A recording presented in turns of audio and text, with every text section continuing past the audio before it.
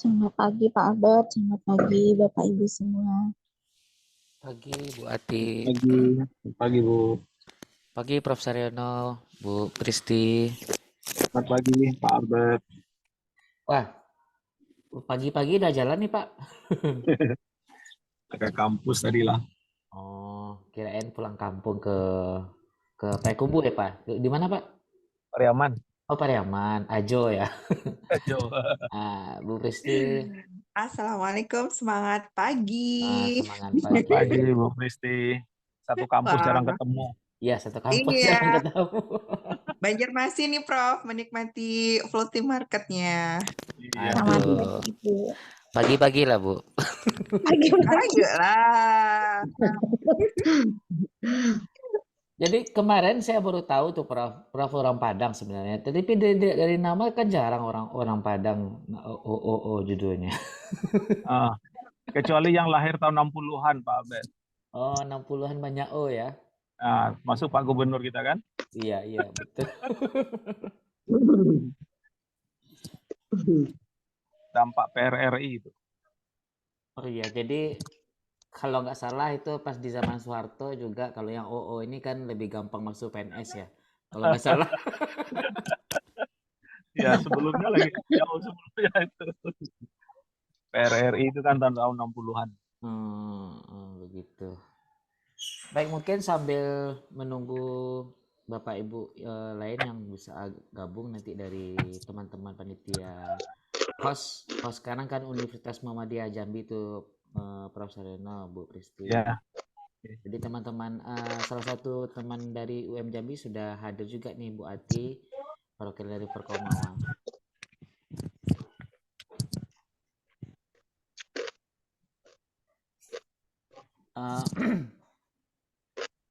Jadi mungkin tidak terlalu formal sekali karena kita di hari libur juga ya Bapak Ibu ya. Jadi mungkin izin berkenan kita mulai. Silakan Pak, monggo. Ya, bismillahirrahmanirrahim. Assalamualaikum warahmatullahi wabarakatuh. Salam. Alhamdulillahirrahmanirrahim. Assalatu wassalamu ala asrafil anbiya wa mursalin wa alihi washabihi rasulillahi ajmain. Pertama kita mengucapkan puji dan syukur atas rahmat Allah Subhanahu wa taala, atas rahmat nikmat kesehatan, nikmat umur dan nikmat waktu sehingga kita bisa berkumpul untuk membahas perbaikan pedoman Entrepreneurship Award untuk pelaksanaan tahun 2024. Dan kami atas nama Dikti mengucapkan terima kasih untuk kehadiran Bapak Ibu semua pada hari ini. Jadi untuk intinya untuk pertemuan ini kita adalah untuk memperbaiki atau menyempurnakan pelaksanaan EA di 2024 ini melalui revisi pedoman. Jadi berkenan Bapak Ibu, dari pelaksanaan awal sampai akhir ada beberapa masukan dari juri yang mungkin waktu itu belum tertampung semuanya. Dan yang paling saya ingat waktu penilaian di final evaluasi yang penilaian tahap akhir oleh juri kita yang dari kalangan pengusaha. Jadi mereka agak kebingungan apakah aspek legalitas itu dimasukkan atau enggak ya.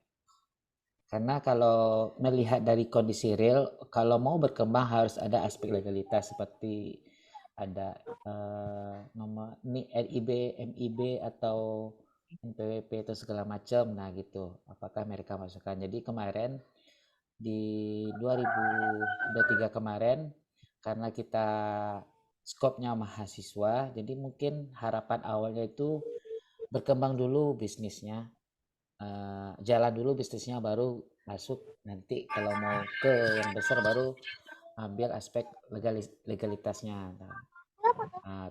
Diambillah kesepakatan bersama kalau memang ada yang menyampaikan aspek legalitas di presentasi, di pameran produk atau di bahan yang disampaikan. Nah itu menjadi nilai plus aja dan tidak merupakan persyarat untuk kategori bisnis berjalan. Dan ada beberapa masukan lainnya seperti waktu kita evaluasi gapnya bagaimana. Nah, terus pengaturan sistemnya bagaimana. Nah, ini pada hari ini kita minta masukan dari Bapak Ibu, Bu Kristi, Prof. Saryono.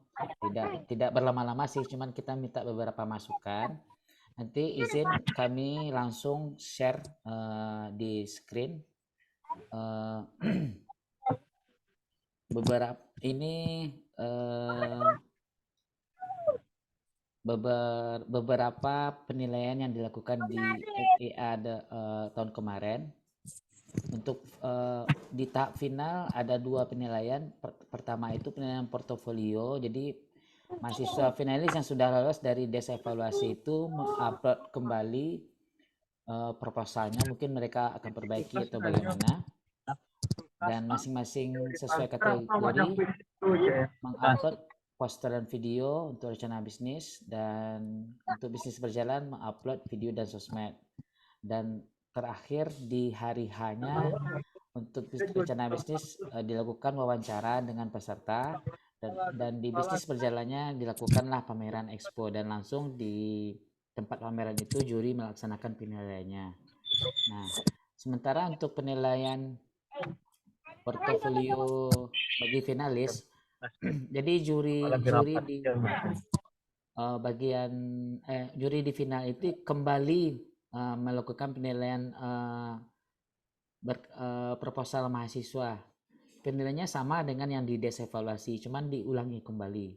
Sama untuk rencana bisnis ada latar belakang, tujuan bisnis, deskripsi, rencana pemasaran bisnis, proyeksi keuangan, persis sama betul, tidak ada perubahannya dengan yang ada di evaluasi, baik di rencana bisnis maupun di bisnis berjalan. Nah, dan kemudian untuk poster bisnis berikut format penilaiannya, dan juga untuk media sosial, karena ini media sosial ini adalah salah satu penilaian kategori. Nah, ini berikut ini beberapa penilaiannya. Dan juga untuk video baik kedua kategori format penilaiannya mengenai seperti ini. Jadi nilai akhirnya itu adalah gabungan dari portofolio di awal dan penilaian tahap 2 ini. Seperti itu Bapak Ibu.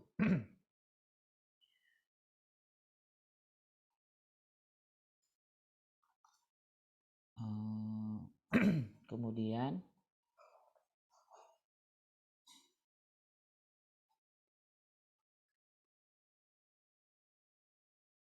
nah, ini draft pedoman 2024 masih sama kurang lebih dengan yang tahun lalu. Cuman untuk penilaian final itu kami mungkin agak miss-nya sedikit, tidak menampilkan format penilaian di tahap finalnya. Jadi mungkin ini apakah perlu kita masukkan di tahap penilaian akhir itu aspek penilaiannya apa enggak gitu. Jadi mungkin langsung saja Bu Kristi, Prof. Saryono, mohon ada tanggapan atau saran perbaikan terkait aspek penilaian, apapun itu dari yang Bapak Ibu rasakan selama menjadi juri atau reviewer di EA 27 2023 kemarin. Silakan. Mungkin Prof. Saryono dulu lah, karena lagi di jalan takut sinyalnya hilang. Bisa dengar suara saya Pak Albert? Bisa, jelas. Oke. Baik, terima kasih. Assalamualaikum warahmatullahi wabarakatuh. Waalaikumsalam warahmatullahi wabarakatuh. Suara Bu Kristi, satu kampus gak pernah ketemu. Terima kasih Pak Albert, kami dipertemukan nih di tempat Pak Albert. Tahun lalu juga ketemunya di sini. Iya. Ampun, kan Kristi mengikuti jejak Prof. Saryono. Sebentar lagi udah mau dokter beliau, Bu. Amin, Ya. amin. Udah kecium kok baunya. Masya Allah, doa yang luar biasa. Ya, oke Pak Albert, gini aja, saya sedikit aja sebetulnya. Jadi dengan sistem online sekarang, jadi informasi bisa banyak didapat gitu dari mana-mana. Pengalaman itu ada banyak proposal yang masuk itu proposal dari Mbah Google gitu, Mm-mm. sehingga kemungkinan dia gugur itu besar. Artinya apa? Kalau suatu praktek bisnis itu nggak bisa ujuk-ujuk orang yang nggak pernah sama sekali, terus ujuk-ujuk mau jualan itu kan nggak bisa itu. Mm-mm. Tingkat kegagalannya pasti tinggi. Jadi mungkin bagaimana caranya di panduan itu ada poin yang meminta kompetensi yang bersangkutan di bidang bisnis. Bisa kompetensi di bisnis yang akan dia usulkan, atau kompetensi dia artinya dia sudah pernah berpengalaman di dunia usaha lah gitu, karena ini udah di tingkat kompetensi, bukan kuliah kewirausahaan lagi kan. Iya. Mungkin itu sehingga proposal yang masuk itu bukan copy paste dari Mbak Google gitu. Itu aja tuh saya Iya. tuh banyak sekali ketemu yang seperti itu. Apalagi mungkin pada saat di des evaluasi kita bisa terkecoh, tapi begitu tampil kebetulan dia lolos, itu kelihatan sekali dia tidak perform di situ gitu. Jadi tingkat kegagalannya pasti tinggi kalau itu diteruskan, karena memang tidak pernah sama sekali. Sepertinya itu saja yang poin yang paling krusial yang saya lihat. Sedangkan kalau yang tapi izin legalitas tadi saya setuju, itu mungkin itu akan menjadi nilai plus kalau itu ada gitu, seperti PIRT, apalagi PP POM itu masih jauh lah ya kalau untuk level pemula seperti mahasiswa. Tetapi kalau itu ada, itu malah bagus. Atau paling tidak dia sudah punya semacam program ya, sekian tahun ke depan itu akan keluar. Kalau dia di pangan misalnya HACCP, dia sudah berpikir tentang HACCP, dia sudah berpikir tentang PIRT, misalnya dia sudah berpikir tentang BP POM, itu malah bagus kalau dia sudah. Biasanya kalau dia memang sudah in di situ, itu sudah mulai mereka pikirkan, dan itu memberikan nilai tambah pada saat penilaian gitu loh Pak Albert. Itu aja sih sedikit Baik. dari saya Pak Albert. Jadi sekali lagi di proposal awal mungkin ada bahagian yang mereka diminta menceritakan pengalaman dia atau kompetensi dia di dunia usaha atau dunia bisnis. Bisa kompetensi dia di usaha yang sedang dia usulkan, atau paling tidak dia sudah pernah berwirausaha begitu ya. Sehingga usulan ini menjadi lebih apa ya? Lebih meyakinkan untuk mereka jalankan dibandingkan mereka yang memang nol sama sekali begitu. Itu aja Pak Albert, sementara dulu. Baik. Mudah-mudahan ada tambahan dari teman-teman yang lain. Terima kasih. Baik, terima kasih Profesor Reno. Jadi mungkin kompetensi ini mungkin misalnya untuk rencana bisnis Ya. dia ada bakat atau pernah les misalnya pengolahan atau packaging. Ya. Mereka ada kompetensi di situ, kompetensi di situ. Nah, itu kan membantu mereka Ya, untuk masuk masalah seperti itu ya, Prof ya. Iya, atau paling tidak kita sebutkan alasan dia secara kompetensi memilih bisnis itu. Oh, gitu. Iya kan? Alasannya. Alasan dia kenapa dia memilih bisnis itu, kenapa dia tertarik dengan bisnis itu. Ditinjau dari segi misalnya market share, ditinjau dari segi competitiveness dan segala macam. Jadi dia memilih, kita sama lah kan kalau orang Padang nih memilih, kenapa pilih di Simpang? Nah, karena banyak orang lalu lalang kan, paling tidak kan itu tuh. Nah, kenapa secara bisnis, bukan secara akademis ya, dia memilih bisnis itu diusulkan. Lebih banyak juga yang menjelaskan di proposal itu kan masalahnya tuh yang dijelaskan alasan akademis. Alasan akademis itu nggak cocok lagi di sini. Alasan bisnisnya apa sih sebetulnya? Nah, dulu di Dikti kita pernah buat itu justru mungkin karena pembimbingnya juga akademis, disebutnya alasan akademis gitu loh. Alasan akademis itu misalnya limbah ini banyak berserakan gitu ya, itu akan diolah akan menjadi ini gitu. Tapi kenapa itu kalau diolah jadi ini bisa dijual nggak? Itunya putus di situ gitu. Jadi karena ini kompetisi bisnis ya alasan bisnisnya, jadi dia sudah mulai melihat kelayakan sebuah usaha ini dijalankan. Itu Pak Albert. Baik. Nanti mungkin kalau memang kita masukkan aspek kompetensi atau sedikit menceritakan alasan secara kompetensi memilih usaha itu, nanti jurinya kira-kira mempunyai pemahaman yang sama nggak, Prof? Nah, nanti kita buat di form penilaian. Mestinya kan apa yang tertulis di panduan itu pedoman bagi pengusul untuk membuat proposal Ya. dan juga pedoman bagi kita membuat form penilaian. Sehingga juri sudah digiring ke sana. Ditambah lagi nanti penyamaan persepsi sebelum penilaian. Iya. Gitu. Ya mungkin kita batasi juga ya kalau di bagian kompetisi ini apa saja, setidaknya menguraikan apa saja ya gitu. Ya, betul. Ya, bahasanya boleh macam-macam lah. Jadi paling tidak kita bisa lihat ini untuk mengurangi proposal yang copy paste. Saya banyak temukan proposal yang copy paste, apalagi sudah sampai ke kita seminar, kelihatan sekali dia nggak paham sama sekali dengan apa yang akan dia buat. Kalau satu lagi ini masih ingat, kebetulan Bu Pristi ada nih. Kadang ada mahasiswa itu dia comot dari PKM kewirausahaan. Bagaimana tuh, Prof? Kalau dari PKM kewirausahaan berarti kan dia sudah pernah jalankan itu. Justru bagus. Justru bagus ya. Artinya dia sudah melakukannya, dia sudah sudah berkompetisi, telah melaksanakan. Dari dia melaksanakan itu dia dapat pengalaman, dia masuk ke kompetisi ini. Berarti dia yakin bisnis ini akan jalan. Malah itu nilai plus di situ mestinya, Pak Albert.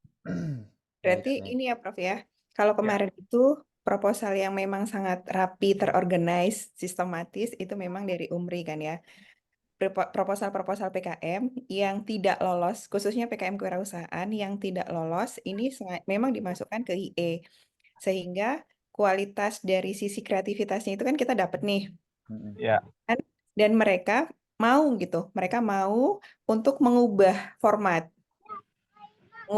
dari sebelumnya format PKM kewirausahaan berubah menjadi format IE. Menurut saya memang sah-sah saja, ya boleh karena memang belum didanai gitu. Oh, baik. Ya, untuk yang PKM ya. Ya. Baik. Oke deh kalau itu sudah oke. Atau mungkin masuk ke bisnis berjalan ya Bu Pristi, karena dia sudah jalan di PKM kan. Gimana Prof? Masuk ke bisnis berjalan, karena dia sudah jalan di PKM. Kalau masuk di bisnis berjalan ya? Ya artinya dengan di PKM dia sudah jalan, yang sudah didanai oleh PKM, dan dia sudah jalan, dia akan lanjutkan mengembangkan bisnisnya. Kan bisa begitu. Jika memang nggak bermasalah ya nggak boleh aja sih, karena di IE ini kan ini ya tidak ada dana mereka ketika dalam proses pembuatan kan ya, tidak ada pendampingan, hanya adalah pada saat nanti mereka memperjuangkan mendapatkan award-nya ya, penghargaannya. Iya, artinya kan di PKMK dia dapat dana, terus dia udah jalan bisnisnya. Artinya kan bisnis yang sedang jalan ini bisa masuk ke proposal bisnis berjalan kan. Nanti nggak ini Prof, kalau misalnya kondisi kayak gitu, originalitas untuk diakui apakah dia nanti misalnya produk ini adalah produk handmade-nya PKM kewirausahaan atau IE gitu, misalnya gitu Prof. Ya nanti pengakuannya Prof. Bukan, yang dilihat itu inovasi ke depannya. Gitu. Inovasinya. Sebuah usaha itu kan dia nggak boleh mentok di situ tuh. Dia punya inovasi untuk pengembangan. Apakah pengembangan semacam kalau di perusahaan besar itu kayak R&D-nya lah. Kalau kita mau sebut agak kerennya dikit ya. Dan juga mungkin tergantung mahasiswanya juga ya Prof. Kalau mau masukin di bisnis berjalan, dia masukin ke sana. Kalau mau masukin di rencana bisnis juga dimasukin ke sana. Iya.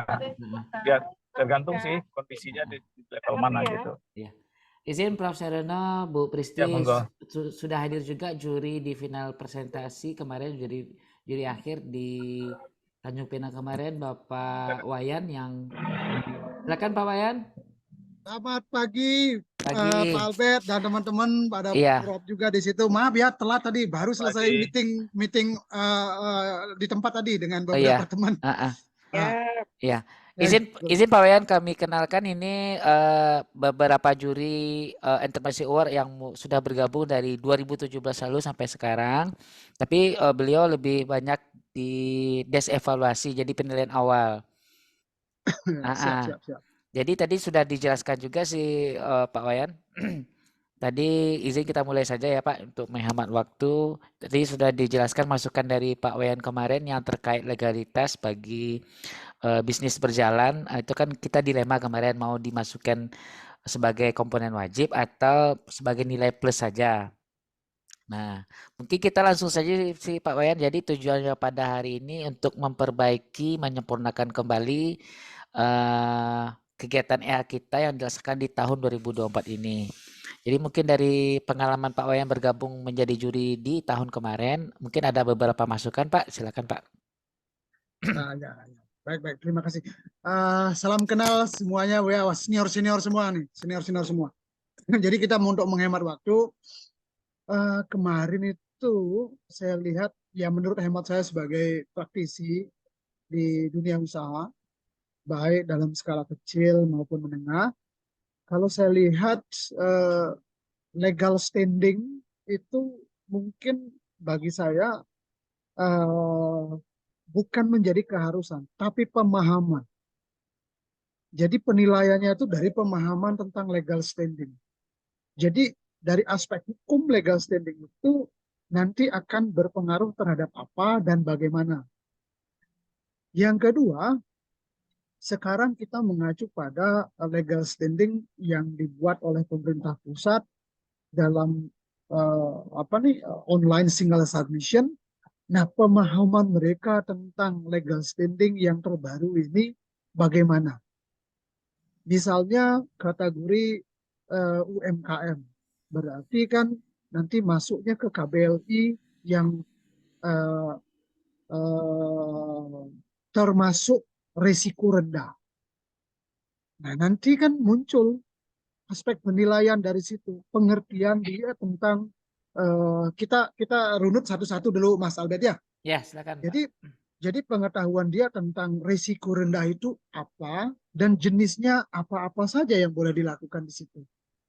Itu yang saya lihat dari legal standing yang kemarin pernah saya lakukan itu dengan Turki kalau nggak salah ya, teman-teman dari Turki itu. Kalau di sana mungkin kebijakannya berbeda, tetapi kurang lebih kita mengacu pada legal standingnya saja. Jadi sesuai dengan negara masing-masing ya. Kita fokus pada negara kita ya. Jadi kalau kita melihat OSS itu, berarti dia harus masuk di situ dulu. Bukan mesti harus apply, tetapi kalau bisnis yang sudah berjalan, mungkin itu wajib sudah masuk. Karena kalau sudah bisnisnya berjalan tanpa ada legalitas, itu sekarang NIB itu merupakan KTP-nya pengusaha sekarang. Apapun yang kita usahakan wajib mempunyai NIB. Jadi dari NIB itu nanti kan muncul banyak kan di dalamnya situ. Kalau kita lihat mau masuk ke contoh saya bilang tadi ini dari sektor penyelenggaraan ekonomi di bidang kepariwisataan contohnya. Berarti nanti di situ masuk mungkin kuliner, penyedia makanan, jasa, nanti di situ mungkin ada pondok wisata, terus nanti ada attraction itu wahana buatan, rekreasi wahana buatan. Nanti kalau nggak salah kurang lebih begitu. Nanti dari semua itu akan muncul kalau kita lanjutin terus dan wajib dilanjutin. Nanti kegiatan yang kita apply itu akan masuk tergolong dalam risiko rendah, menengah, dan tinggi. Kan gitu. Risikonya maksudnya dampak ekonominya atau dampak bagaimana itu, Pak Wayan? Nah, itu biasanya mengacu pada analisis dampak lingkungan nantinya. Nanti begitu. Akan muncul dalam risiko rendah. Nanti kalau kita klik di situ akan muncul AMDAL ataupun UKL UPL requirement, not requirement atau compulsory gitu kalau nggak salah, apa diwajibkan gitu. Nah, nanti di risiko tinggi itu wajib.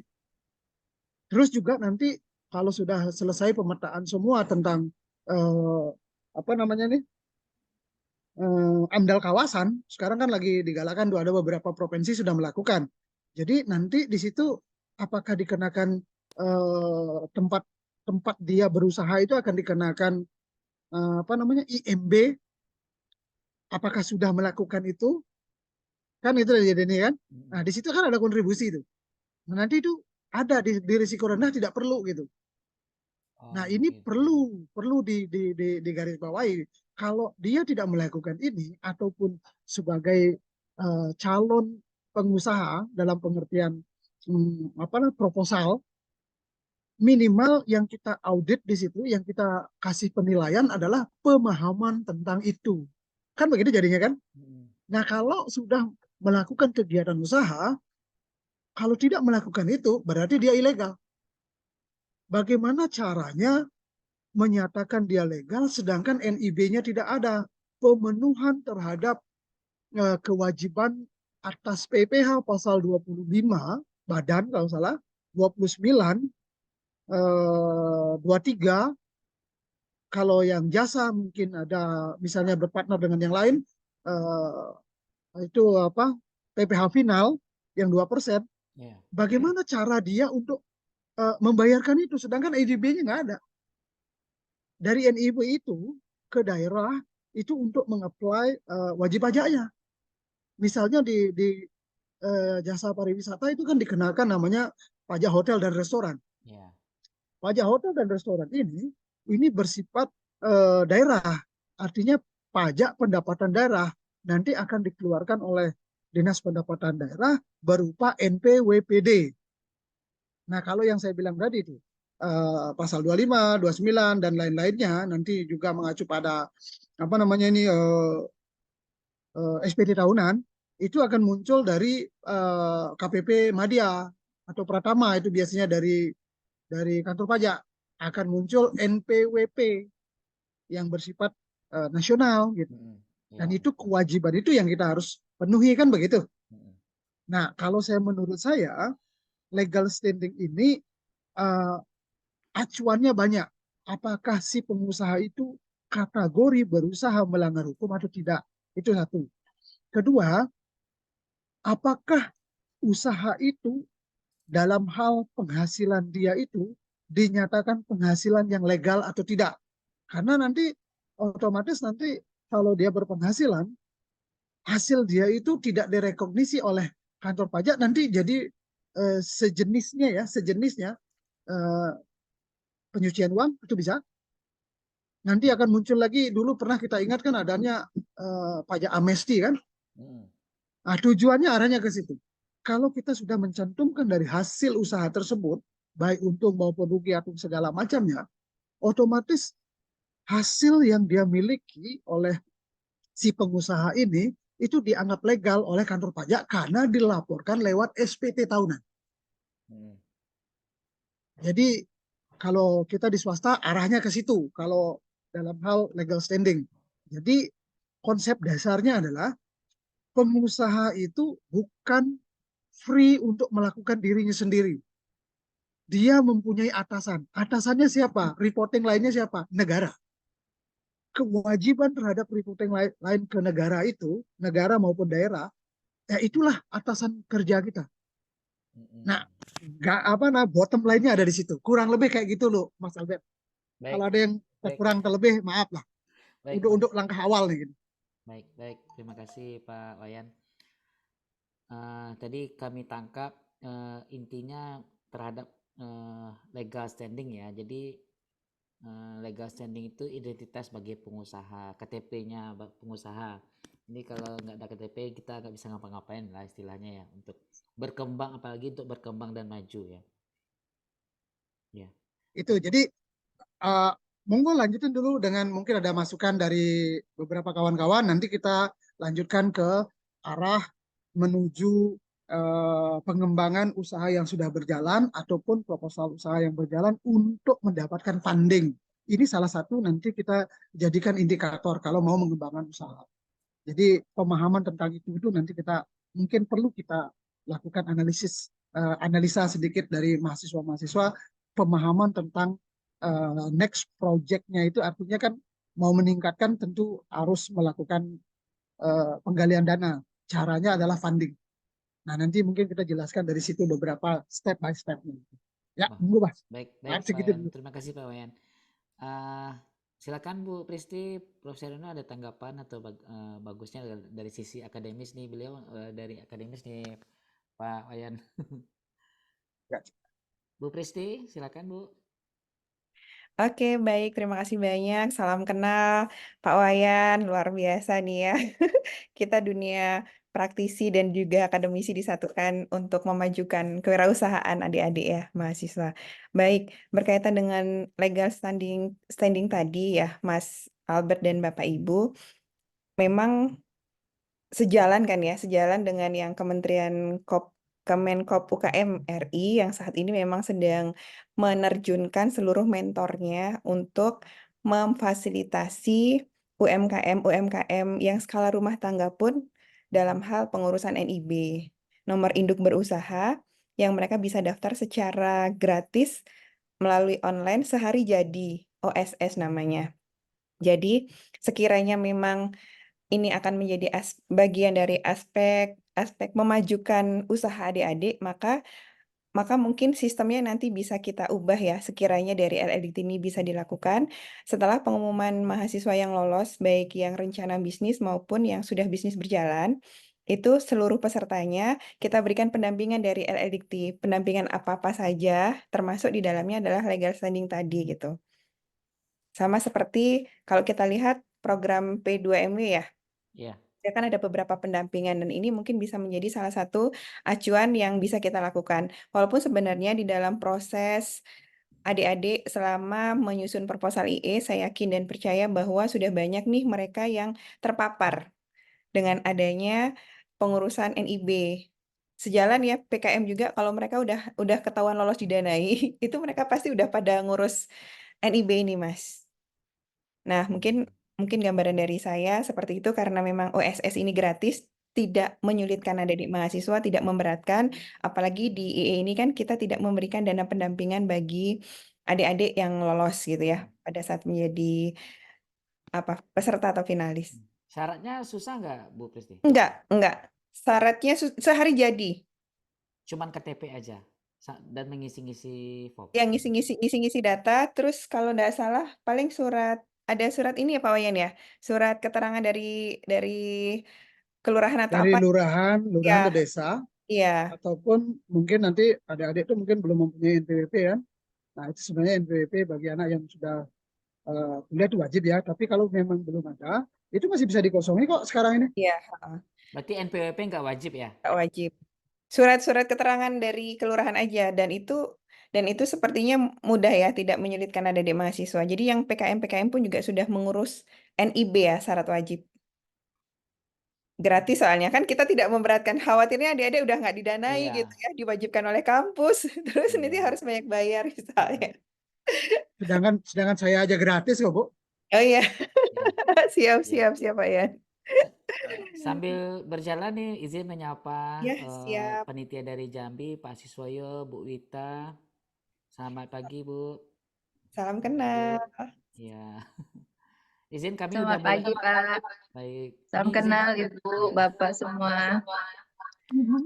Ya, salam Bu. Ini izin kami lanjut aja tadi Bu, sembari untuk biar to the point. Mas Ya, Abel? Ya. Ya, izin Mas, tadi kan yang pembahasan dari Prof. Saryono ya.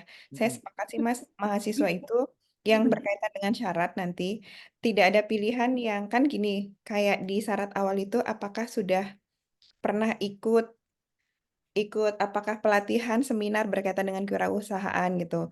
Nah, itu sebaiknya diwajibkan minimal udah pernah ikut seminar kewirausahaan atau coaching klinik gitu atau pelatihan yang diadakan baik dari kampus maupun luar kampus sehingga ketika bikin proposal ini bukan hanya syarat diwajibkan oleh dosennya saja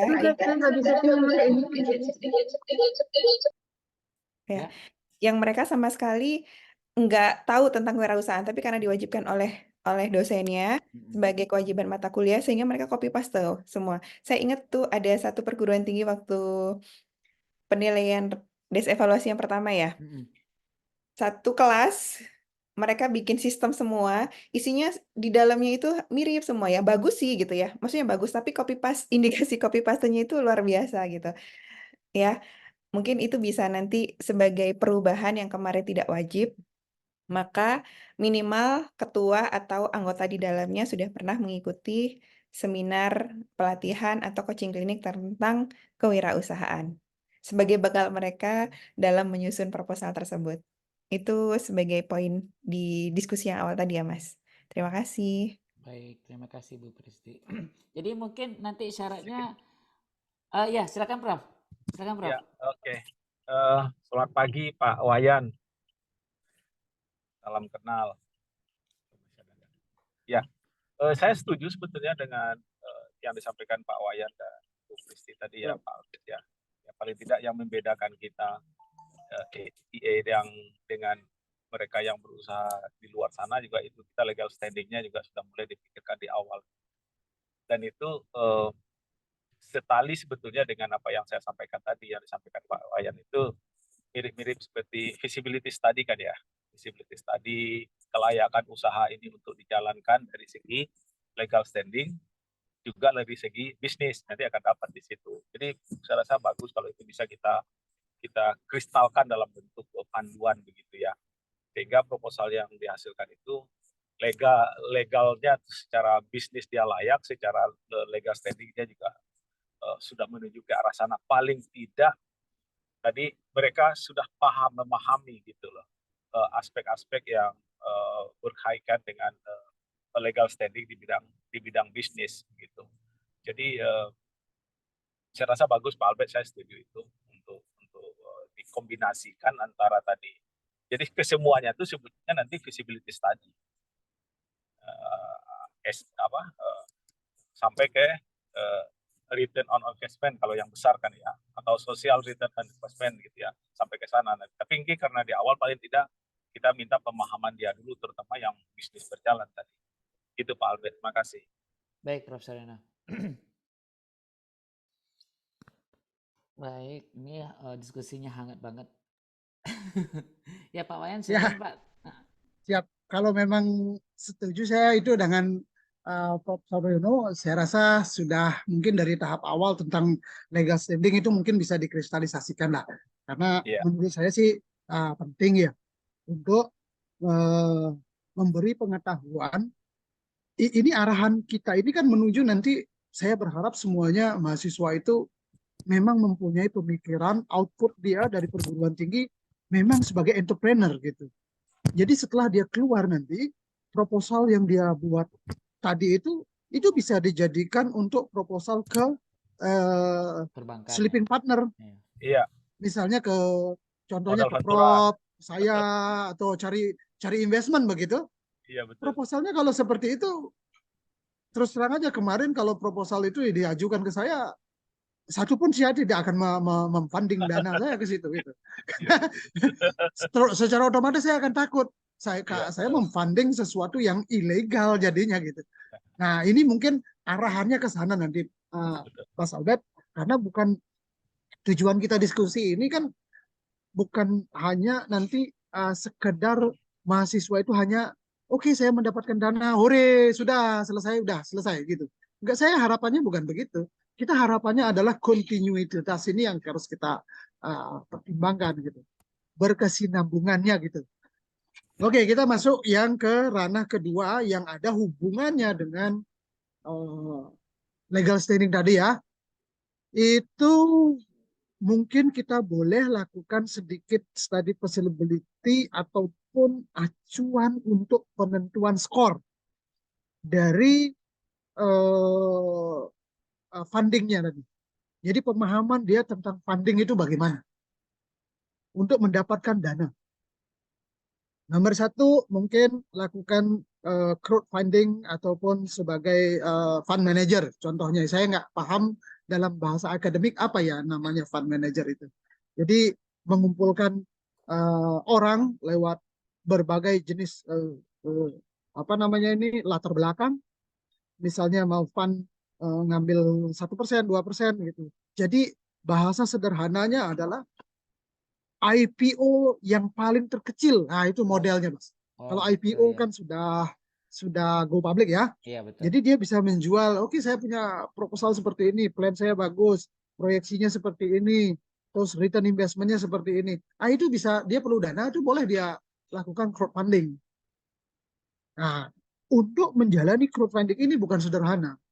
Nah, di situ dia harus menyatakan return investment terhadap yang akan memfunding dananya, itu akan muncul kemampuan si mahasiswa melakukan analisis tentang return investment yang yang berlaku di seluruh dunia. Misalnya properti 7%, ya. Terus fast movement 12%. Ya. Atau mungkin yang bersifat surat berharga itu 5-7%. Nah, aspek seperti ini juga perlu kita lakukan penilaian. Makanya Ibu Hari tadi bilang kan diwajibkan mahasiswa yang sudah pernah mengikuti coaching klinik di bidang kewirausahaan. Ya, karena kemarin saya lihat itu banyak proposal, tapi proposalnya itu semuanya yang ya bagi saya sifatnya itu yang kalau kita lihat acuan ke depannya setelah usaha dia berjalan dan jalani terus, itu tidak ada yang mengacu yang gede. Tidak ada yang mengacu yang gede. Jadi kita mau melihat visi mereka.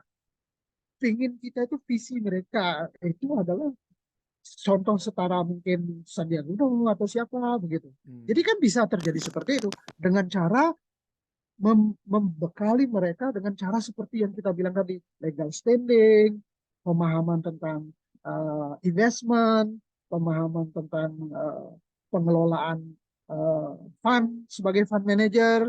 Nah, kan banyak tuh fund manager yang bermasalah tuh sekarang kan. Ada yang investasi ini, investasi itu bodong ternyata.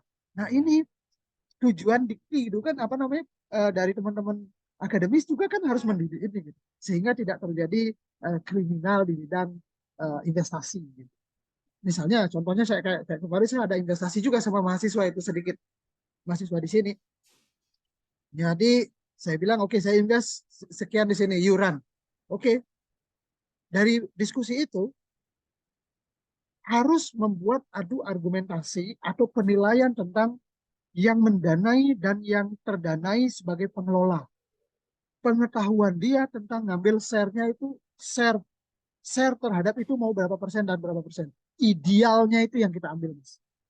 Misalnya dia sebagai pengelola, ada yang memfunding dana dia misalnya 1 miliar. Oke, saya mau ngambil 20-80 gitu misalnya. Karena dia merasa saya mahasiswa 20% saja cukup, kan saya yang mengendalikan. Itu tidak benar. Itu tidak layak dalam dunia usaha. Kan begitu. Jadi mungkin harus 40-60, 30-70 itu minimal. Nah, nanti bagaimana dia harus mempresentasikan ke board director. Jadi yang memfunding nanti kan board kan.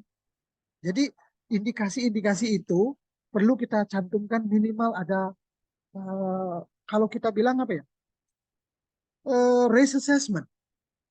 Nah, lebih jelasnya mungkin pakai risk assessment, Mas Albert. Jadi pemahaman dia tentang risk assessment sebuah usaha.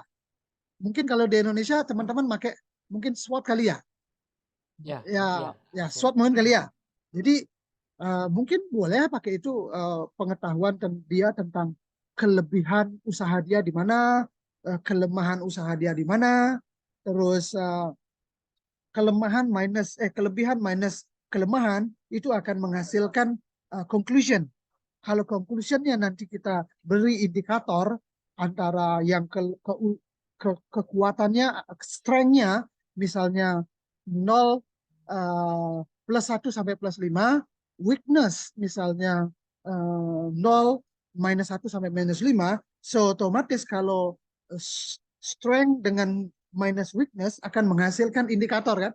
Berarti mungkin -1, -2 atau +1, +2 atau +5 bahkan kan begitu cara. Karena saya lihat metode Mas Albert metode penilaiannya kurang lebih seperti itu yang saya lihat. Kan ada yang sampai 7 ya, sampai 6 ya. Nah, begitu. Jadi kalau saya lihat begitu. Jadi mungkin kita simpelkan metode tadi adalah metode risk assessment sebagai pengusaha.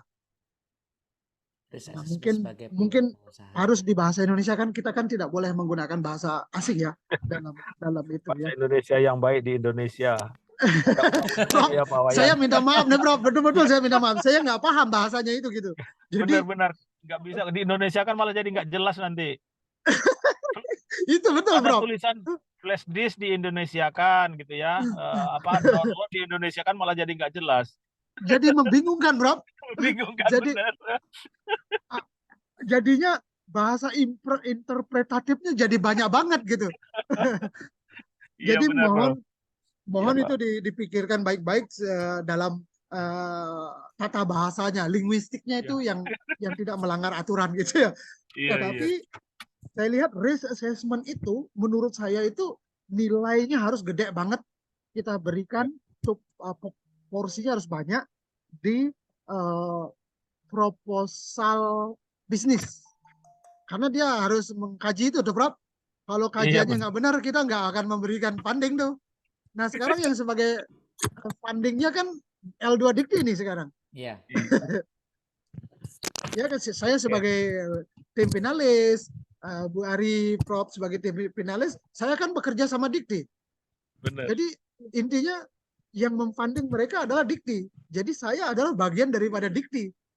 Sehingga saya harus menguji mereka sesuai dengan tupoksi Dikti kan begitu. Nah, kurang lebih kayak gitu dulu Mas Albert. Monggo Prof, mohon masukannya. Sorry kalau banyak yang salah. Baik, Pak Albert, saya sedikit komentar ya Pak Albert ya. Iya. Oke, Pak Wayan. Pak Wayan ini sekarang lagi di Bali ya? Di Pulau Bintan Pak, Provinsi Kepulauan Riau. Oh, di Riau.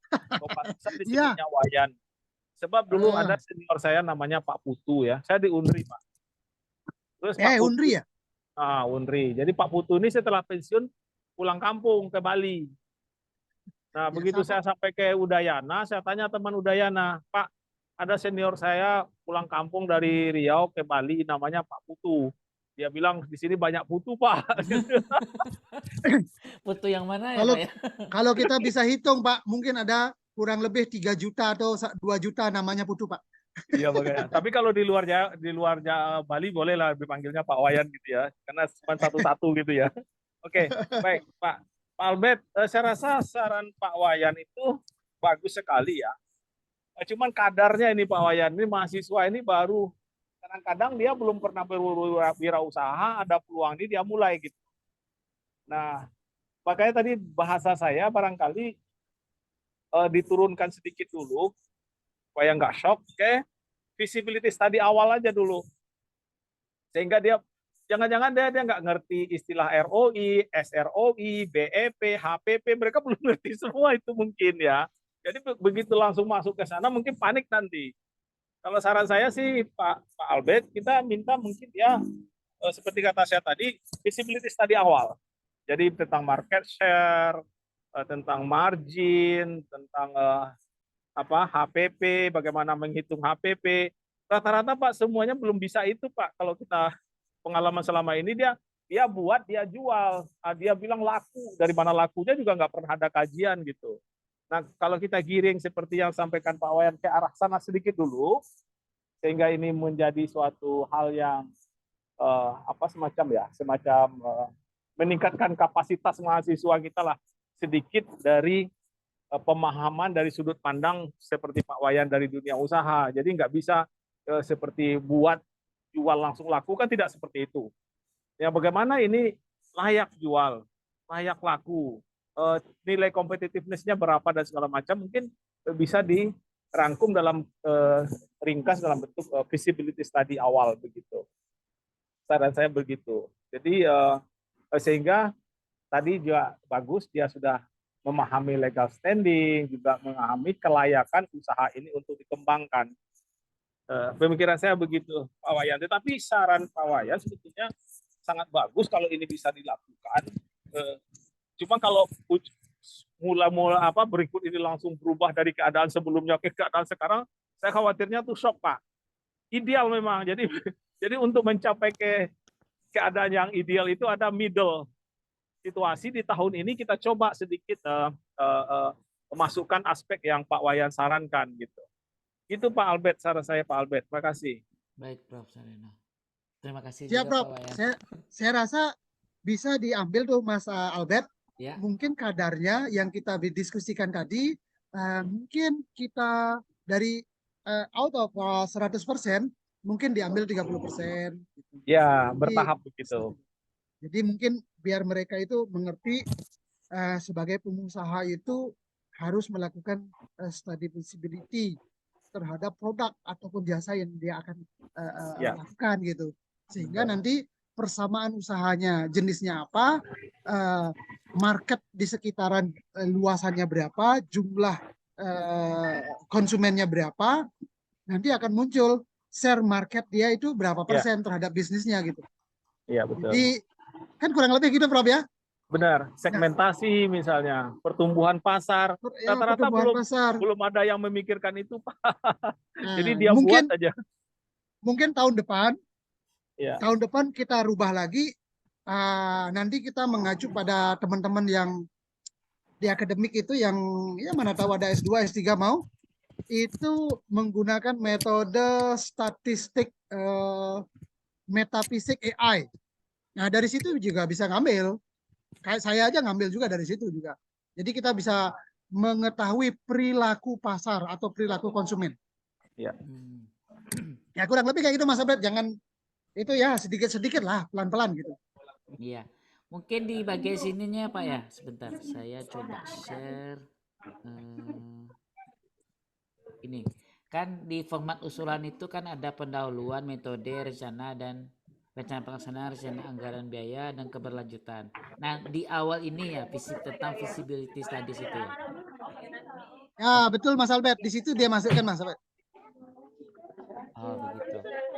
Baik. Saya rasa di situlah. Di situ betul. Iya.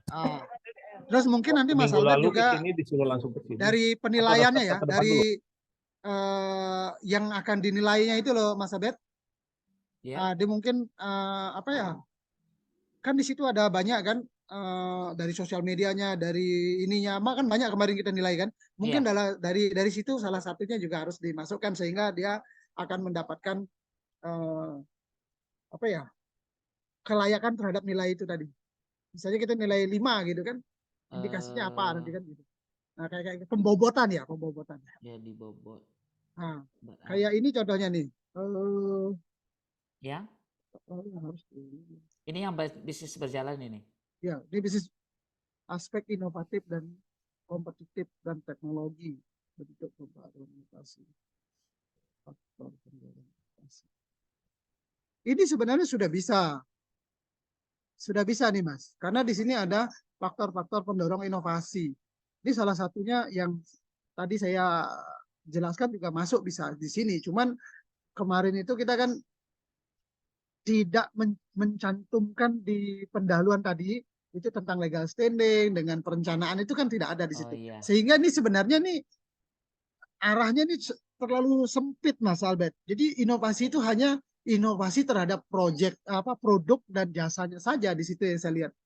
Sehingga kemarin yang kita evaluasi kan dari estetika, produknya bagus atau tidak, originalitasnya kan itu aja kita bro. Ini kan. Tapi kalau inovasi menuju, contohnya kalau mau gede kita mau IPO contohnya, kan nggak bisa diambil dari situ.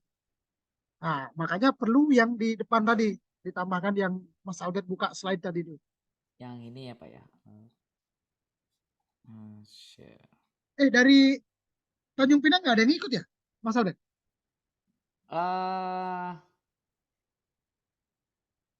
Saya ingatnya sama Bapak nih. Aduh. Jadi sebagian aja Pak. Jadi kalau biar untuk apa Pak? Lebih jelas. Iya. Pas bagian sini ya tadi ya. Di bagian pendahuluan. Nah ini kan. Metode pelaksanaan ini bisa nih. Rencana pelaksanaan. Kalau RAB ini kan seperti yang saya bilang tadi. RAB ini kan untuk membuat perencanaan atas anggaran kan. Iya.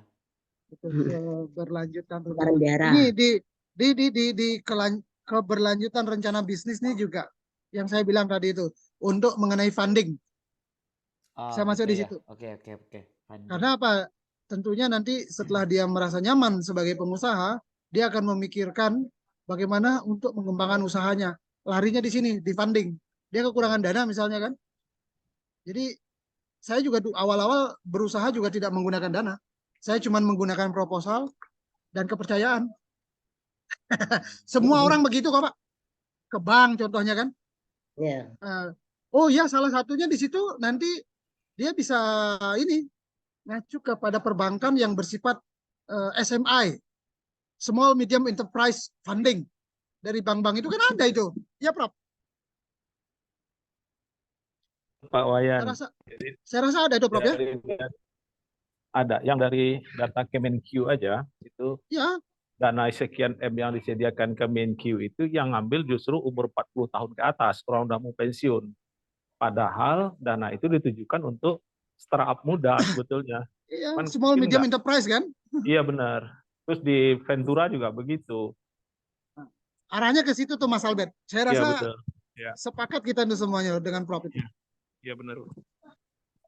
Biar apa namanya si mahasiswa ini benar-benar bukan hanya sekedar saya memenuhi kebutuhan pendidikan saya dan mengikuti program-program, habis saya tamat sudah saya mau kerja. Jangan sampai seperti itu. Bila perlu dia itu menjadi ketergantungan sebagai pengusaha. Oh ternyata pengusaha itu cari funding juga bisa. Oh macam-macam bisa gitu. Harapannya saya begitu Pak. Baik. Bisa masuk di situ Mas Albert ya. Wah ini semakin hangat ini. Bu Ari tanya dulu nih, ini akademik kita nih. Siap. Masukannya. Siap Pak Wayan. Saya kalau sudah ada Pak Wayan, sudah ada Prof Saryono, kita insya Allah sudah sepakat. Ya. Bu, akademis itu saya aja sekarang masih dengan akademis satu. Yang bawahan L2 Dikti ini namanya Politeknik Bintan Cakrawala. Sering saya berdiskusi ke sana juga gitu. Itu salah satu perguruan tinggi kita di Tanjung Pinang, Bu Kristi. Di sebelah rumah saya. Oh iya Prof. Iya Pak. Di Bintan tuh ya? Iya di Bintan. Di Bintan. Terus mahasiswanya lagi memang saya utamakan untuk dia program MBKM. Dan rencananya saya akan memberikan satu unit usaha untuk kampusnya sebagai best practice sebagai entrepreneurnya itu. Sudah saya siapkan. Saya akan berikan ke kampus itu. Luar biasa. Saya minta tolong nanti pas 2024 saya akan minta ke itu direkturnya untuk mengikuti program entrepreneurship ini. Oh baik. Benar. Kalau bisa. Saya lagi banyak ngebimbing di sini untuk yang ya masyarakat lokal lah. Apa namanya mahasiswa lokal sini. Baik. Bu Ari, pokoknya saya menerima bagaimana masukan. Tolong, saya yakin teman-teman akademisi juga mempunyai pandangan yang jauh lebih baik dari kami gitu. Bu Ari Niwati dari Jambi itu rumah saya, rumah mertua saya tuh dari Jambi. Alhamdulillah Pak. Nanti balik ke Jambi ya Pak ya. Saya punya rencana kalau direstui sama ibu negara, saya hobi motoran. Saya mau pulang ke Jambi, habis itu ke Kerinci, habis itu ke Padang, Bukit Tinggi, ke Riau, mau keliling-keliling naik motor sendiri. Waduh. Nanti saya kunjungi semua perguruan tinggi nanti. Terutama saya pasti jumpa sama Prof. Saryono nih. Ditunggu. Nanti dikontak aja Pak. Iya, siap. Semangat nih Pak Jambi, Bapak motoran ya. Saya mau motoran, cuman istri tidak mengizinkan ini, belum mengizinkan disuruh bawa mobil. Saya nggak suka bawa mobil. Bisnisnya apa Pak Wayan kalau boleh tahu Pak Wayan? Saya bisnis lebih di sektor kuliner. pariwisata sih, pariwisata. Kita ada resort 2, habis itu ada supply lebih mengacu pada produk dan jasa di beberapa perusahaan multinasional. Ya saya bukan, kenapa saya bilang multinasional ya, karena lokasinya berada di negara kita tapi yang memiliki adalah negara luar. karena saya nggak Waduh. belum pernah saya dengan orang kita aja bingung Pak, seperti yang Bapak bilang tadi, bingung bahasanya itu banyak banget gitu ya, jadi nggak ini gitu. Bukan Glamping yang di Singapura itu ya Pak Wayan? Itu satu office saya di situ, tapi kan lokasinya kita di Kepulauan Riau, kita ada dekat Pulau Karas, jadi itu kita juga yang di mungkin teman-teman pernah dengar yang dikunjungi Pak Menteri, Desa Wisata Ekang. Oh iya. Ini lagi duduk saya di sini, ini lagi ada banyak tamu-tamu juga teman-teman. Lagi Ya makanya nongkrong, minum lihat kopi. di belakang, makanya tertarik tadi bisnis apa nih kelihatannya kayak. Oh iya luar biasa ya. Ini sebenarnya konsep pariwisata yang saya bilang apa ya? Konsep reboisasi Pak Prof, dulu hutan terbakar. Saya ingin melakukan sesuatu, waktu saya di Singapura kena asap itu kan dari Sumatera banyak datang kan. Iya. Jadi saya bertekad pulang ke Indonesia, saya harus melakukan sesuatu walaupun kecil. Jadi saya jumpai lahan ini terbakar, saya lakukan reboisasi sendiri pelan-pelan.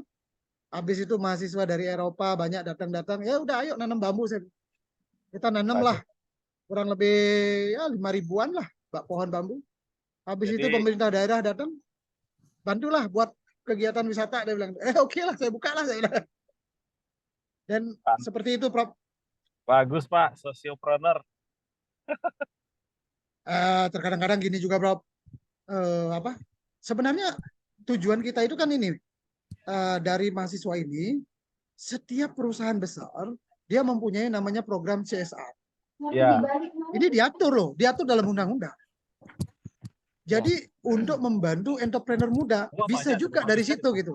Kolaborasi namanya. Saya juga melakukan kolaborasi itu. Ada dengan beberapa di sini ada, dengan kelompok tani. Kelompok tani saya lakukan kolaborasi. Lumayan sekitar 800 juta itu kemarin. Habis saya melakukan kolaborasi dengan kelompok tani, saya nggak tahu BI Bank Indonesia juga ikut mau melakukan bareng dengan saya di situ. Dia ada kontribusi kurang lebih 240 juta gitulah. Ya ini salah satunya yang akan saya gabungkan, saya merge-kan board directornya itu salah satunya adalah Politeknik Bintan Cakrawala sebagai pemegang share. Jadi nanti mahasiswanya kulineri lah, apalah segala macam. Kalau mau berbisnis pun bisa belajar entrepreneur, langsung aja, langsung mempunyai bisnis sendiri. Biasanya kan perguruan tinggi tidak mempunyai bidang usaha yang hampir dibilang setara dengan kampusnya, kan nggak ada kan.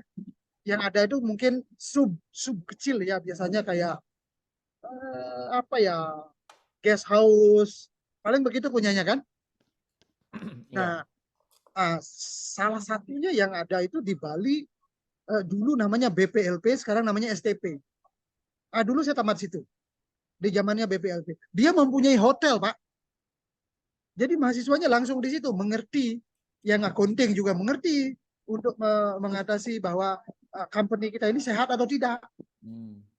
Nah, mungkin lanjutannya, Mas Albert, mungkin kita bisa bilang di penutup nanti ya, untuk mengetahui bahwa company yang kamu propuskan ke Dikti ataupun yang kamu jalankan sekarang yang mengikuti perlombaan itu dinyatakan sehat atau tidak. Jadi sehat atau tidaknya nanti kita masukkan aja beberapa kriteria. Misalnya penghasilan yang sudah berjalan dari investasinya harus mendapatkan minimal 5%. Net profit itu yang disebut dengan sehat. Jadi kalau misalnya dia mempunyai investasinya 200 juta, tetapi dalam setahun dia membukukan hanya 5 juta, 4 juta, itu kan tidak sehat, itu bisa dinyatakan gagal itu. Bagaimana nanti dia, mungkin sekarang masih didanai sama ibunya untuk biaya dia makan, ke rumah. Nanti kalau tidak gimana? Dia harus membiayai karyawan, segala macam gimana? Mungkin indikator untuk kategori sehat atau tidak dari segi usaha itu. Mungkin kita masukkan itu nanti di bagian berikutnya, Mas Albert. Prof Saryono atau Bu Eri atau Bu Febri, bagaimana pendapatnya? Itu cuma pendapat. Ya, izin Bapak Ibu. Jadi mungkin kami coba nanti kita bikin grup kecil di WA. Kami bikin konsep konsep perbaikannya seperti yang kita bahas ini dimasukkan ke panduan. Nanti kami konfirmasi ke Bapak Ibu semua apakah sudah mumpuni lah sesuai dengan pembahasan kita ini. Karena nanti takutnya setelah kami revisi buat nanti tidak sesuai dengan pemahaman dari Bapak Ibu. Kayak gitu sih mungkin nanti teknisnya. Oke, Siap, itu lebih bagus Bang Albert. Siap. Ya. Di summary nanti dirubah-rubah, nanti baru kita lakukan apa namanya, memang perlu diperbarui atau direvisi atau apa nanti membuat. Kalau langsung diedit gini sekarang nggak keburu karena aku nggak paham, masih pelajari beberapa kan nggak ada yang hal-hal yang atau baru. finalnya luring Pak, finalisasinya luring. Baik. Jadi untuk target kegiatan kita sebenarnya akan launching itu di akhir Februari ini karena nanti kalau di Maret itu kita udah malah masuk bulan puasa. Jadi gitulah target kegiatannya. Jadi di awal Februari ini paling lama 2 minggu kita sudah finalkan nih panduannya. Paling lama. Jadi di minggu ketiga kita sudah ready untuk panduan, minggu keempat kita launching. Gitu. Bagus Mas Albert, saran saya itu untuk mempersingkat, mempersimpel, memperjelas.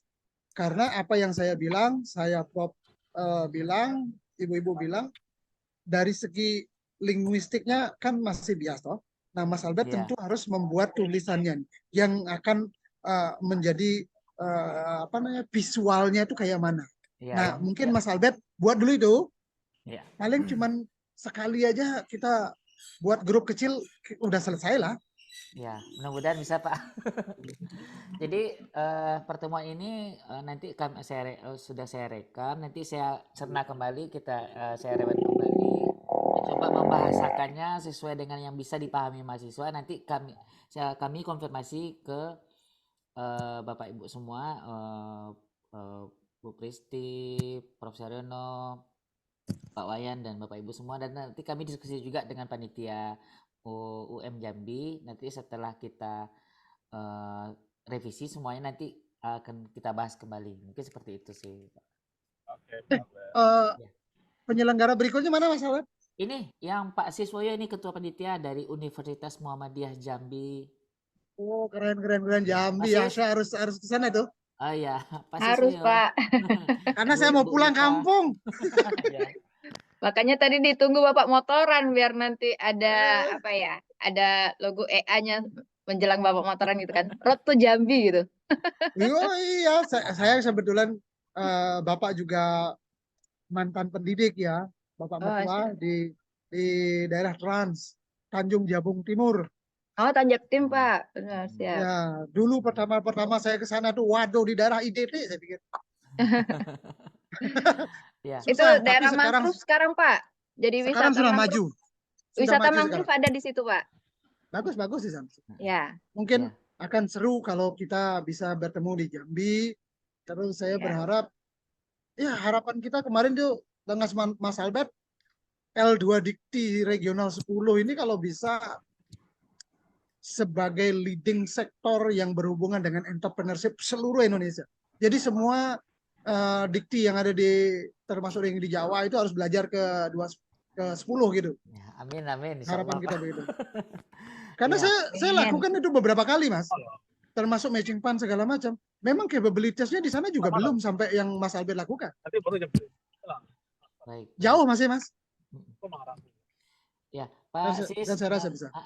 Kenalkan Pak, ini Pak Wayan Pak, salah satu juri di EA tahun lalu. Pak Siswoyo. Oke Pak, Assalamualaikum. Waalaikumsalam. Dari UM Jambi, kita berharap Bapak nanti bisa main ke Jambi Pak.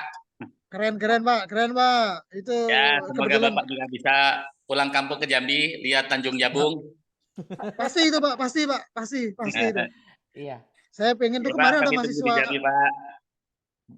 Saya rasa Muhammadiyah itu beda, karena Muhammadiyah itu memang kampus yang sangat getol dan dengan entrepreneurship, sama dengan UMY UMM, UMY. Beda. seharusnya kita itu suhunya itu berada di Pak Siswoyo. Kalau Mohon kampus dukungannya Muhammadiyah Pak, ini kampus mudah-mudahan kita sejuta bisa umat, Pak. sukseskan. Kalau bisa kita berkolaborasi antara akademisi dengan praktisi. Kadang saya malu juga dari universitas luar, kayak kemarin tuh Universitas Sains Malaysia, Islamic Institute, dan ada beberapa saya melakukan, tapi saya tidak bisa melakukan apa-apa untuk mahasiswa ya apa ya, kalau ngomongin negara kita itu kan terlalu besar ya. Terlalu gede itu. Adik-adik kita itu kadang-kadang saya malu kalau saya nggak bisa melakukan apa-apa gitu. Dengan orang lain saya lakukan. Kan malu deh, Pak. Baik. Siap-siap. Sampai jumpa nanti di Jambi, Pak. Saya pasti akan datang kalau dikasih kesempatan. Walaupun tidak dikasih kesempatan, saya pasti akan ke kampus UMU. Siap, Pak. Siap. Ya. Kami senang sekali menerima kehadiran Bapak di UM Jambi, Pak. Iya. Jadi Ditunggunya H-3 ya, Pak ya. pasti. Saya pasti mengawali. Karena Keliling dulu, Pak. Ada satu daerah yang menurut saya mempunyai potensi yang besar, tapi pengelolaannya dari daerah kurang pas. Bukan saya kurang bagus ya, bahasa saya kurang pas gitu. Yaitu daerah Kerinci. Nah, Kerinci ini saya belum sampai ke sana, makanya saya pingin ke sana. Kebetulan kemarin ada finalis kita tuh Mas Albert yang dari Kerinci. Iya, yang batik ya, kemarin. Sampai saya beli itu batiknya, saya nggak tahu untuk apa, tapi saya beli saking sukanya saya dengan dia. Semua. Jadi sebenarnya itu sangat bagus, potensinya tinggi. Saya pernah ngirim teman saya dari Jerman untuk melakukan wisata alam pendakian di sana 3 orang. Jadi komennya adalah infrastruktur fasilitas pendukung yang masih jauh dari harapan. Nah itu mungkin UMJ mungkin buat satu sektor bisnis di sana untuk berhubungan dengan kayak gitu tuh, Prof. Pak Siswoyo tuh mungkin mantap itu. Boleh Pak, nanti mohon masukan dari Bapak, kita berkolaborasi biar kita bisa buat bersama. Siap. Karena apa? Saya rasa teman-teman akademisi harus menjadi trigger. Apa trigger ini ya? Sebagai pemicu sebagai pemicu buat kadang-kadang teman-teman di pemerintah ini kan polanya berbeda ya. Ya. Dia lebih suka model seremonial, terus piagam dan segala macam sudah selesai. Jadi yang berhubungan dengan kualitas dibanding, dia lebih suka kuantitas dibanding kualitas. Makanya kami di Bintan, mungkin kita akan sharing juga nanti. Kebetulan saya baru selesai membentuk BPBD, Badan Promosi Daerah Bintan. Itu saya yang menyelenggarai kemarin, bagaimana cara kita untuk meningkatkan dari segi promosi yang tidak boleh diintervensi oleh daerah, tetapi didanai oleh daerah. Oh, didanai tapi tidak bisa intervensi. Aneh kan? Nah, itu. Karena kalau intervensi itu ada, secara otomatis seperti biasa. Studi banding, tiru-tiru, akhir itu pulang tanpa ada hasil. Jadi kita lebih mau yang real gitu. Jadi kami dari teman-teman praktisi seluruh yang ada di sini, baik yang dari luar pun kita panggil pulang ke Bintan, kerja lagi di Bintan, kebetulan dia dapat, udahlah kita buat BPBD ini. Udah selesai kemarin, tinggal SK dari Bupati sudah selesai. Jadi mungkin ini bukan salah satu dari teman-teman akademisi seperti Pak Prof. Suryono, Pak Siswoyo, mungkin bisa diajukan ke pemerintah daerah sana, sehingga teman-teman akademisi ini bukan hanya sebagai pemikir ya, tetapi yang realnya itu ini yang harus dilakukan gitu. Jadi sebagai leading sektor di bidang aspek kebijakan yang nantinya bisa menentukan kebijakan publik yang berpihak kepada masyarakat dan seluruh stakeholder yang ada. Kan begitu? Siap, Pak. Ya. Baik. Maaf, Prof. Saya jadi sorry. Saya terima kasih banget, Pak. Informasinya, Pak. Jadi banyak yang pengen diobrolin deh sepertinya nanti. Banyak apa ya, trigger-nya itu tadi, terutama pandangan Bapak itu tadi terhadap, wisata Kerinci, benar, dan peran pemerintah. Keberlanjutannya yang kurang mereka sustainable, padahal potensinya banyak banget. Iya. Ya. Jadi izin Bapak Ibu, mungkin sementara diskusi kita apakah kita cukupkan dulu? Nanti saya rekam, saya simpan videonya, nanti kita diputar lagi dan coba kami diskusi nanti langsung dengan Pak Sis dan teman-teman sembari kita break, dan mungkin Prof. Seryono, Pak Wayan, Bu Ari, dan teman-teman mungkin melanjutkan aktivitas dulu. Berkenan kita tutup dulu sementara, nanti kita akan bikinkan grup kecil diskusi untuk lanjutan revisi ini. Dan untuk sekarang mungkin Siap. berkenan Albert. kita tutup bersama dulu, jadi biar kita bisa lanjutkan aktivitas masing-masing. Nanti izin Pak Sis, nanti saya kontak ya Pak ya. Oke, siap Pak, siap. Nah, sebelum kita tutup, ada tambahan lagi kira-kira Pak Wayan, Prof. Saryono, Bu Pristi? Cukup Pak saya. Cukup. Ini sudah menyita waktu banyak nih. Iya, iya.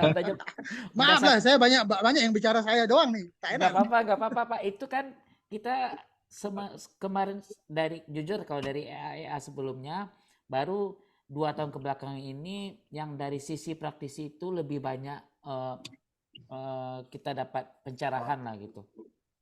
Alah, ya. Pencerahan. Ya, karena maksudnya gini nih Pak, dari dulunya itu kita hanya sisi akademiknya saja yang banyak gitu. Itu sih. Ya Pak. bagus. Ada improvement. Ya nggak mungkin kita stay ya. Baik segitulah kurang lebih. Saya kurang terlebih minta maaf lah. Terutama pada Prof sama Pak Siswo, Soyo. Sama-sama Pak, saling mengisi. Ya, Pak. Baik, izin Bapak Ibu kita sudahi bersama untuk rapat kita pembahasan awal ini. Nanti kita akan lanjutkan di grup kecil. Jadi mungkin kita break sambil melanjutkan aktivitasnya. Terlebih dan kurang, mohon maaf. Terima kasih sekali atas waktu Bapak Ibu semua. Ya, mohon lip ya Mas. Ya, izin berkenan kita. Terima kasih Bapak Ibu. Terima kasih waktunya, masukannya. Iya. Terima kasih Pak Albert. Prof, terima kasih Prof. Ya Pak, jumpa lagi, sampai jumpa kapan. Nanti saya akan dapat nomornya semua di grup nanti nih. Jadi kita bisa komunikasi. Ya. Siap. Assalamualaikum. Selamat berakhir pekan. Ya. Izin pamit Pak. Ya, sama-sama Pak. Terima kasih Prof, Ibu Ari. Assalamualaikum warahmatullahi wabarakatuh.